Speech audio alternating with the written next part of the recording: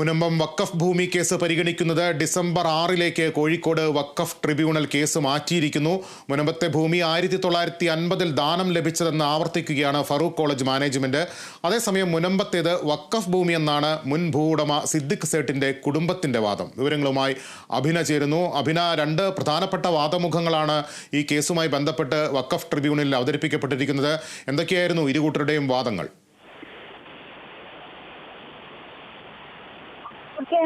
മുനമ്പം കേസിൽ ഫറൂഖ് കോളേജ് മാനേജ്മെന്റിന്റെ അപ്പീൽ ഇന്ന് പരിഗണിക്കാനിരിക്കെ മാധ്യമങ്ങൾക്ക് വരെ വിലക്ക് ഏർപ്പെടുത്തിക്കൊണ്ടാണ് ട്രൈബ്യൂണൽ നേതൃത്വത്തിലുള്ള നിലപാട് എടുത്തിരിക്കുന്നത്.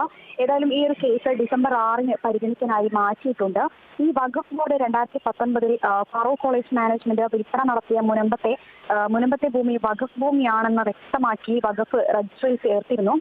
പിന്നീട് സബ് രജിസ്ട്രാർ ഓഫീസിൽ ഇക്കാര്യം രേഖപ്പെടുത്തുകയും ചെയ്തിട്ടുണ്ടായിരുന്നു. ഈ രണ്ട് തീരുമാനങ്ങളും ചോദ്യം ചെയ്താണ് ഫറൂഖ് കോളേജ് മാനേജ്മെന്റ് കമ്മിറ്റി വഖഫ് ട്രൈബ്യൂണലിനെ സമീപിച്ചിട്ടുള്ളത്.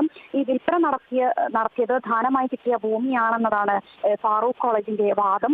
എന്നാൽ ഫറൂഖ് കോളേജിനൊപ്പം മറ്റ് കക്ഷികളെ കൂടി കേട്ട ശേഷമാകും വഖഫ് ട്രൈബ്യൂണൽ ഇത്തരത്തിലൊരു തീരുമാനത്തിലേക്ക് എത്തുക. നേരത്തെ മുൻപ് ഈ വഖഫ് സംരക്ഷണ സമിതി അംഗമായിട്ടുള്ള അൽത്താഫ് ഇതൊരു മുനമ്പത്തെ വഖഫ് ഭൂമി തന്നെയാണ് എന്നുള്ള ഉറച്ച നിലപാടിൽ തന്നെയാണ് നിൽക്കുന്നത്.